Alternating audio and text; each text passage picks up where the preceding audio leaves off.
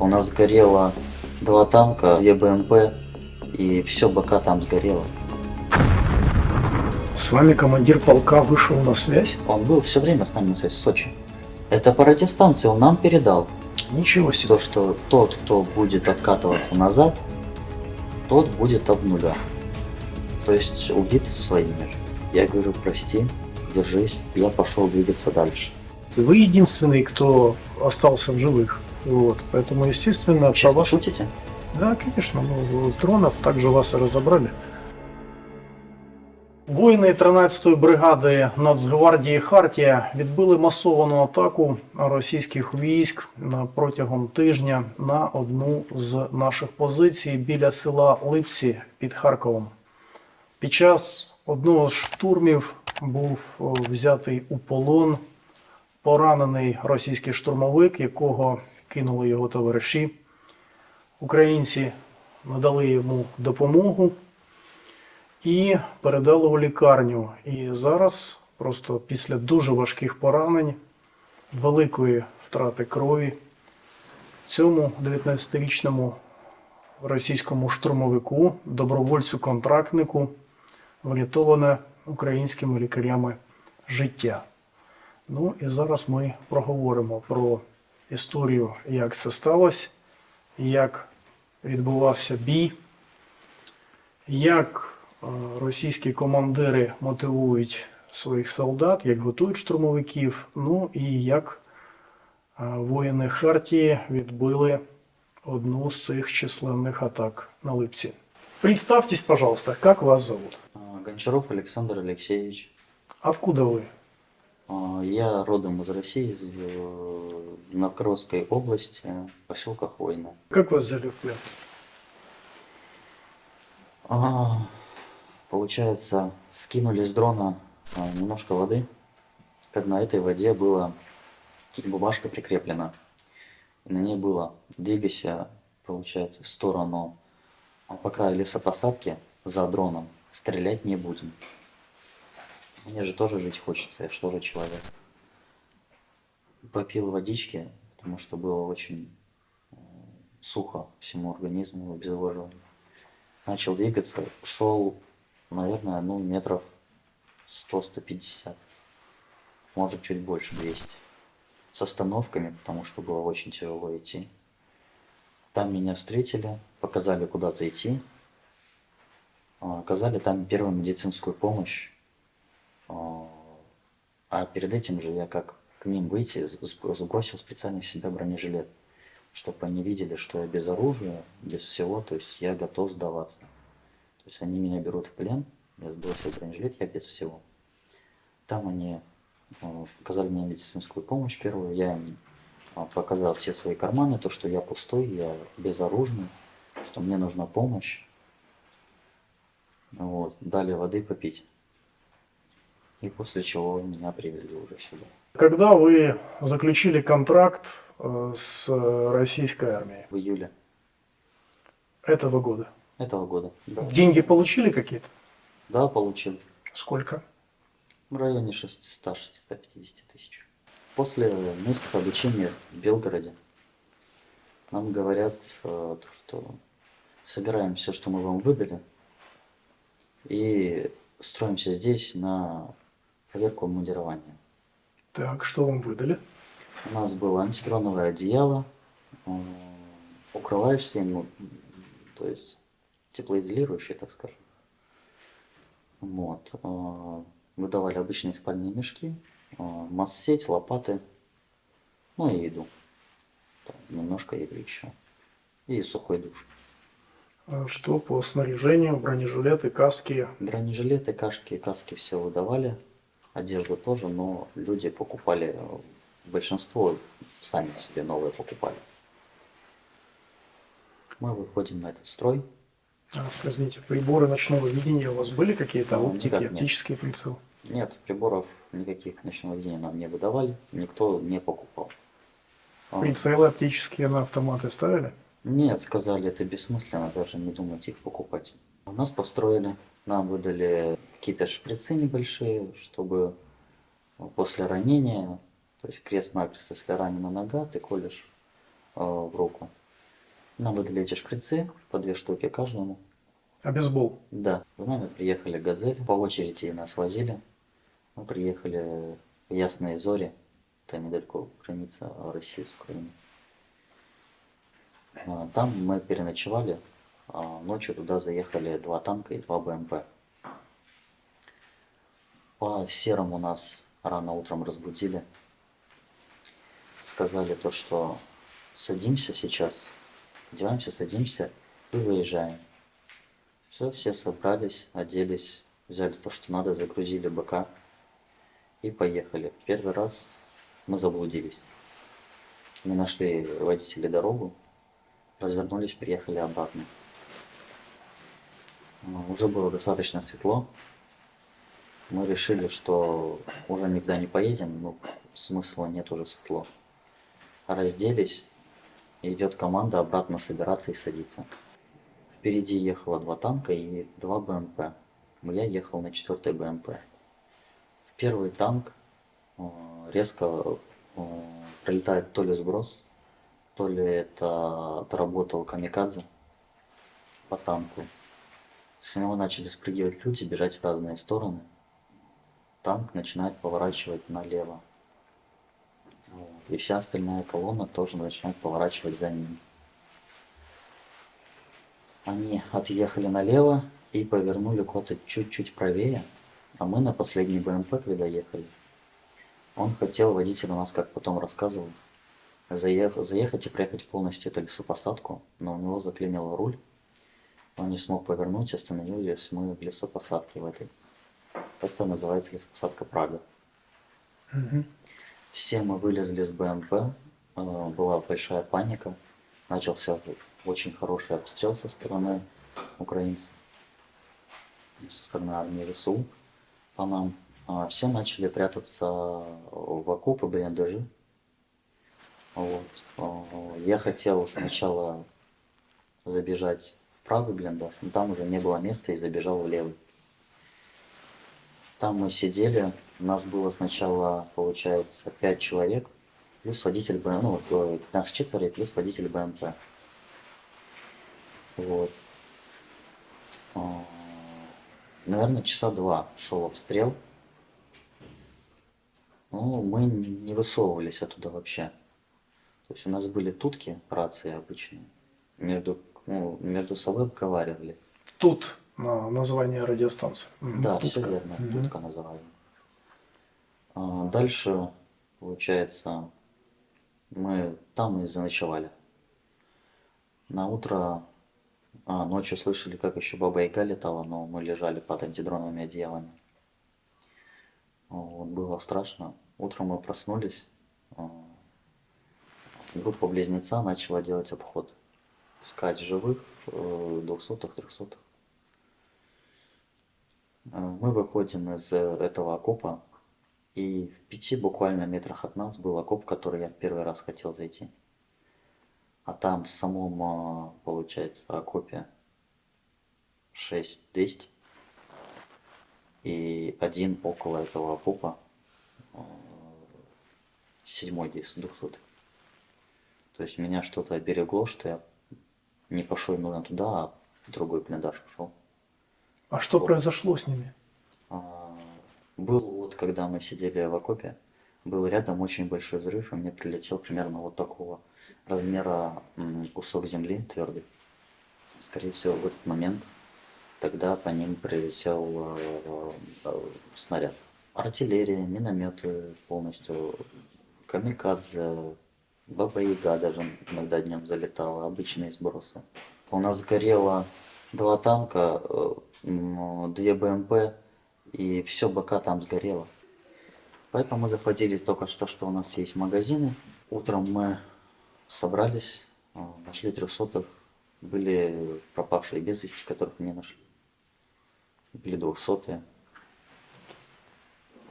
Ребята связались с командованием. Нам сказали двигаться на Берлин.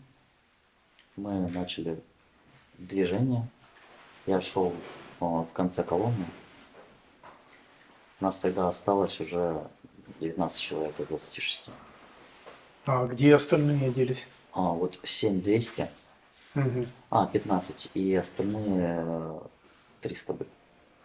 Ага, то есть вот У это меня, вот подготовили 26, а уже на позицию на рубеж атаки у вас пошло 15, да? да, и была, нам сказали, 2 открытки, была первая открытка в 380 метров. Мы начали пробегать эту первую открытку, пробежали. Открытое пространство, вы имеете в виду? Мгм. Да, да, то есть Мгм. между Скажите, лесопосадками. скажите, я хотел спросить, ну вот командир вам что сказал, какая вам задача была поставлена? С Праги надо было пройти на Берлин. И Вот все, такая задача и все была. ясно. Так, Пробежали мы первую открытку в 380 метров. Все было хорошо, немножко передохнули, сделали точку воды, пошли дальше. Когда пробежали первую открытку, проходили по тоже, так скажем, не лесопосадке, а там практически ничего не было вообще. что значит ничего не было? Считай, ни блиндажей не было, ни окопов не было. Посередине этой лесопосадки стоял только один военнослужащий. Если не ошибаюсь, вот как я говорил уже, у него позывной был Каспер. Мгм. Он спросил у старого, ты знаешь дорогу на Берлин? Тот сказал, да, знаю. А старый это кто? Это тот, кто нас вел. Мы прошли дальше, дошли до открытки 100 метров, но на этой открытке очень часто летал дрон. Поэтому мы стояли, не двигались, наверное, в районе 10-15 минут. Потом мы пробежали эту 500-метровую открытку и уже зашли, собственно говоря, на сам Берлин. Там немножко отдохнули. Что такое Берлин? Как это? Берлин – это большая лесопосадка, где Мгм. находится командир с позывным ЛИС. Нас к нему и вели. Нам сказали, э, перекурите 10 минут и выдвигаетесь. Сказали, хорошо, перекурили. Сказали, 50 метров пробегаете сейчас вперед. Там будет 2 окопа, оттуда будет у вас движение. Мы Атака имеется в виду. Да, да. Мы до туда добегаем, расселяемся по этим 2 окопам блиндажам и ждем, собственно говоря, командования. Мне говорят то, что вот домовой принес вам рацию, он пусть и будет командиром. Я говорю, мне 19 лет, я командиром не буду, на меня даже не думать. Передал рацию Якудзе обратно. Якудза, он в этот момент, когда за 300 метра, вернулся вместо метра ко мне. Туда он работал с нами. Вот. Вернул ему рацию, началось. Он сказал то, что сейчас мы накидаем дыма туда, на лесопосадку, на которую вы будете работать. Название я не сказал. Вот. Отработаем туда градом, как он сказал нам командир, и вы будете заходить. А туда, чтобы зайти, надо пробежать для начала открытку 500 метров. 500 метров, ничего себе. 500 По открытому полю? По открытому полю 500 метров пробежать надо, и тогда зайти. Ничего себе постановка задачи. Ну и как вы это восприняли вообще всей группой? Ну, естественно, все приняли не очень хорошо это. Спросили, как мы это сделаем. Он сказал то, что вы солдаты, вы шторма. Он сказал, кто начнет возвращаться обратно, будем обнулять. Кто это сказал? Командир полка. А с вами командир полка вышел на связь? Он был все время с нами на связи, в Сочи. Командир Сочи по радио. Вы слышали это сами по радиостанции? Или это Да, он передал. Вы это слышали по радиостанции или это слухи? Это по радиостанции он нам передал. Ничего себе. То, что тот, кто будет откатываться назад, тот будет обнулен. То есть убит своими же. Ничего себе. Ну, Да, нам друзья. не Это оставалось. потрясающе такое слышать. Я потрясен, что ты командир полка такое может сказать. И как вы к этому отнеслись? Но это все-таки быть убитым своими, это как-то очень жестко, не? Да, Как вы? у нас больше выбора не было. Нам либо вперед, что там, скорее всего, то же самое произойдет, либо мы оставимся здесь, и здесь свои же нас. Перед нами был такой небольшой островок, Чеснок называется. Он буквально небольшой, правда. Нам сказали, с Чеснока мы стартуем, и по прямой вот так 500 метров. Сколько вас было? 5 человек нас было. 5 человек. А вторая группа ваша бежала в это? Я сейчас расскажу в дальнейшем. Пожалуйста. Мы туда зашли, Там были открытые окопы. На этих открытых окопах мы нашли немножко водички, попили, так как не у всех были с собой рюкзаки, потому что с БМП не все рюкзаки успели сбросить тогда на Праге. Еще и рюкзаки погорели. Вот, а мой рюкзак остался у другого человека, потому что мне сказали, что да, на Люксембург идти. Вот, попили воды, нашли украинские сигареты, покурили и начали двигаться дальше по команде. По этой посадке, в которую вы зашли. Да. То есть вы зашли на самый вот край посадки и потом начали двигаться по ней дальше. По ней дальше, да. Так. Мы двигались по ней дальше. Командование говорило, наши глаза над вами, все хорошо. Мы двигались, я спрашиваю, типа, парня, сколько нам еще идти? Они спросили у командования, сколько еще идти, они сказали, надо идти до бронемашин. А мы дошли только до места, где, получается, был такой, так скажем, большой окоп огромный, открытый. Вот, но это оказалось, получается, для военной техники. Вот. Мы только это место перешли, и начался по нам просто ужасный обстрел. Со всего опять по нам начали стрелять. Вот. Получается, нашего командира за 300-го, он начал отходить. Я взялся за рацию, спрашиваю, что нам делать. Он говорит, Кто командир ответил? полка, Командир полка лично. да, говорит то, что двигайтесь вперед. Я говорю, как мы будем двигаться? Он говорит, ну в укрытиях тогда сидите. Двигайтесь вперед, либо в укрытиях. А в укрытии ничего не было, только вот листва, трава, кусты, деревья. Я бросил рацию, сказал нашим, делаем отход. Начали делать отход. Во время отхода половина наших уже полегла, потому что обстрел был по всей лесопосадке. Вот, и плюс еще стреляли сторона украинская, военную СУ с автоматов. А, вы видели пехотинцев, которые по вам вели Я огонь? не видел, я слышал звуки выстрелов с автомата Угу. и бежал со всех ног. Но я уже бежал последний, потом догнал одного человека, и дальше мы с ним двигались. Сначала он откатится, потом я откачусь, он откатится, я откачусь. Вот. В пути его 2 раза 300-го я ему помогал. Наложил жгут и перевязку сделал бинтом. Он сказал, я побежал до самого конца, может мне повезет. Я начал потихоньку делать движение обратно, но делать откат. Когда начал делать откат, поднимаю голову вверх, смотрю, ну не вверх, просто поднимаю голову. Вторая группа уже в этой лесопосадке говорит, ты куда бежишь? Я говорю, а вы что тут делаете? Мне говорят, нам сказали сюда заходить. Я говорю, хотите, заходите, я туда уже не пойду, я 100% делаю откат. Пока не разбирались, делаем мы откат или идем вперед, нашего парня за 300-го. Я подбежал к нему, взял у него жгут, начал зажгутовать ему руку, а я сидел над открытым окопом. И в этот открытый окоп прилетает прилет, и вот у меня получается ранение. Ранение у вас какой части? Получается правое бедро и левая ягодица. После этого я упал в этот открытый окоп, лежал там, просил о помощи, никто не помогал, перевязался жгутом, просил бинт, так как свой бинт я тогда еще на того парня потратил. Бинт мне также никто не дал. А вас слышали, товарищи? Да, они были рядом, в 5 метрах. А как это они вам не помогли? Не реагировали вообще на вас? Они боялись сами выйти, чтобы сами не дотрехсотиться. Поразительно. А После... вам, извините, а на подготовке говорили, что нужно товарищам помогать, перевязывать? Да, да. Ну, видимо, у ребят сработала паника и страх. Никто не захотел вылезать. А скажите, это у вас у всех был первый бой? Либо были люди с опытом?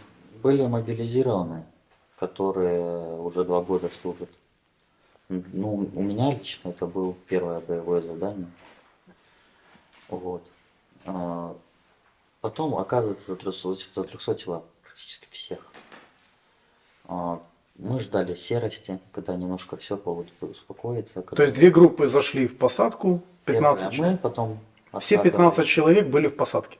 Да. Так. А, Не все 15. Мы пятеро, и их человека 3. Ага. 4 зашло. Они не все зашли, Да, понятно. да. Потому что в дальнейшем еще третья группа заходила. Сейчас расскажу. Ага. Так, так. А, Мы пытались ночью по серости выйти. Это 500 метров пытались, когда еще не прям темно, но и не светло, уйти обратно. Так как рацию я же бросил, ничего не слышно нам от командира. Но я когда, видимо, я потерял слишком много крови, я вставал, у меня начинала кружиться голова, я падал и не мог двигаться.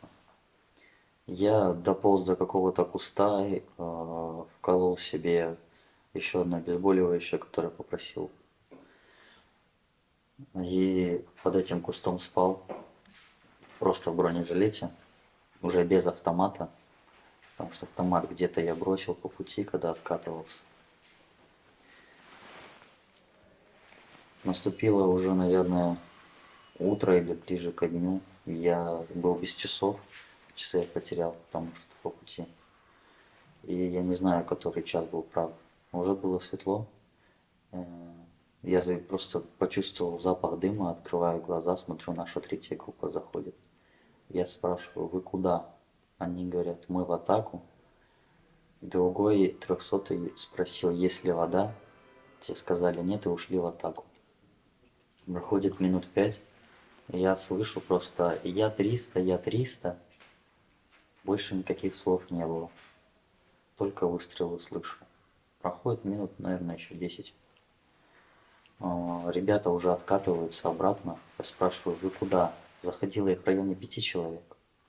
Выходило только 3. Они сказали, у нас закончилась БК, мы уходим. Вот я не знаю, остались ли они в живых или не остались. Это мне уже не узнать. Вот, они ушли, нас, 300-е, мы вот остались в этой лесопосадке. Из-за того, что много крови потерял, мало сил было, меня опять вырубило. Я снова открываю глаза, спрашиваю, кто есть рядом. Слышно только одного мужика, он говорит, все остальные убежали. Обратно, то есть нас они не звали, ничего, встали, убежали. Я подошел к нему, посмотрел на него, у него 2 ноги, 2 руки, все ранено. Он попросил укола у меня не было, но он уже был в предсмертном состоянии. Он уже начал кряхтеть потихоньку. Но я не мог уже ему ничем помочь. Он сказал, давай покурим, я даю ему сигарету. Он говорит, я не смогу целую, давай покурим напополам. Мы покурили с ним напополам. Он говорит, что ты будешь делать дальше? Я говорю, я не знаю, тебя я точно не смогу вытащить, как бы мне этого не хотелось, потому что я сам хожу на одной ноге. Я говорю, прости, держись, возможно, помогут. Я пошел двигаться дальше, откатываться точнее. Надо мной были дроны, в него еще не несколько сбросов было. Я думаю, что там уже, к сожалению, был 200-й. Потому что слышны были крики и потом просто молчание. Надо мной висели дроны достаточно долгое время. Вот, но у меня ни автомата с собой не было. У меня только броня, палка обычно, на которую опирался, чтобы можно было хоть как-то идти, потому что я хотел ту открытку пройти как-то, либо дождаться серости. Но возможности у меня как таковой не было. В итоге меня взяли в плен.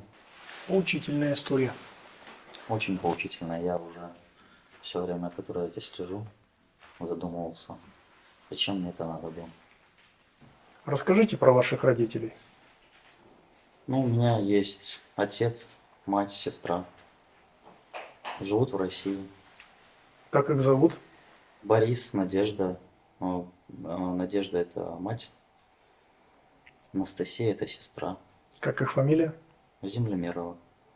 Землемеровы. Да. Ну скажите, ну а как они вас отпустили в 19 лет на войну зарабатывать, как вы говорите, деньги? Как это, что же это за Сначала, родители-то такие? Просто удивительно. для начала они мне не поверили, что я... Они подумали, что я не такой смелый и храбрый, чтобы пойти на такое действие. Сначала посмеялись и сказали, чтобы дурные мысли мне в голову не лезли. Вот. После чего м, начали меня отговаривать, когда я все больше начал об этом говорить.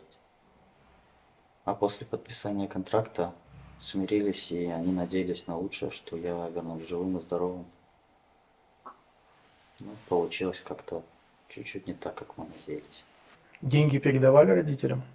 Конечно, передавал бы. Довольны были? Родители, да. Общие потери в результате вот этих двух дней штурма. Я не знаю, может, пару человек, которые откатывались, которые были не 300, возможно, и выжили, если они бежали. Но практически все были 200.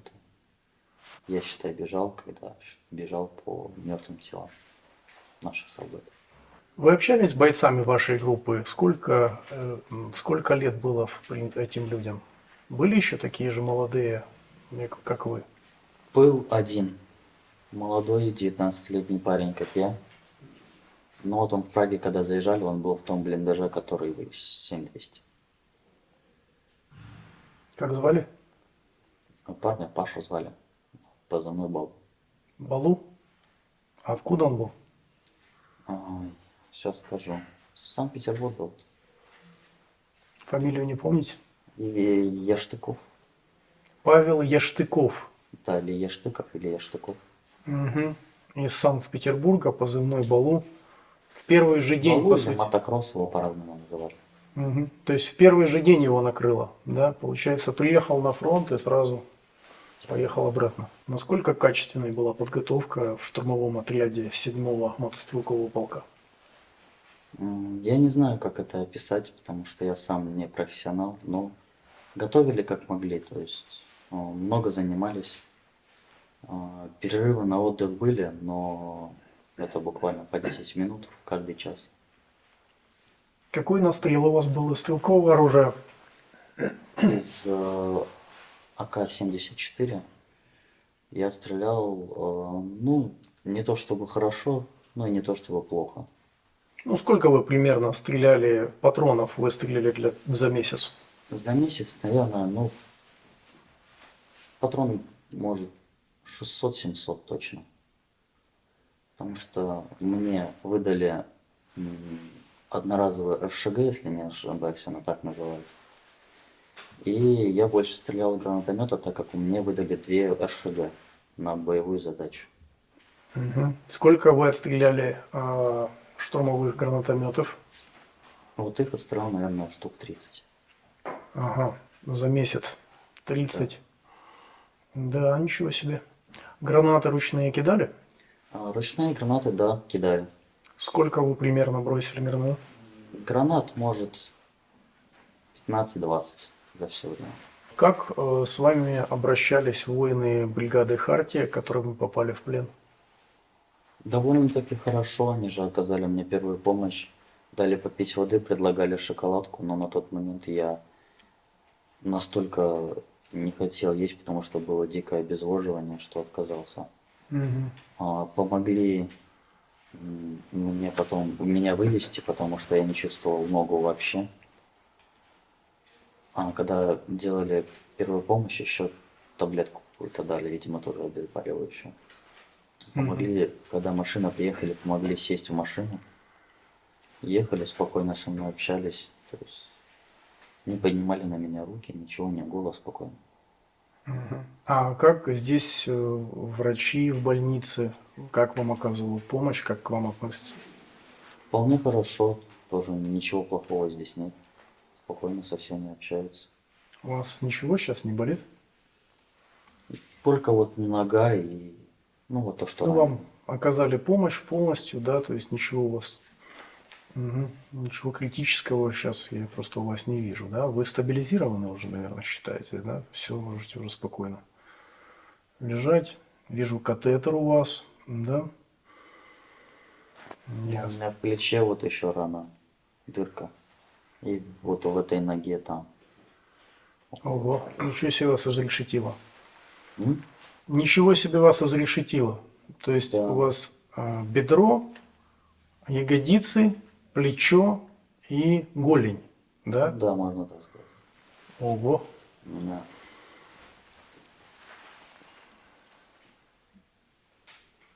Мгм. Ну, я вижу, там все посечены ноги.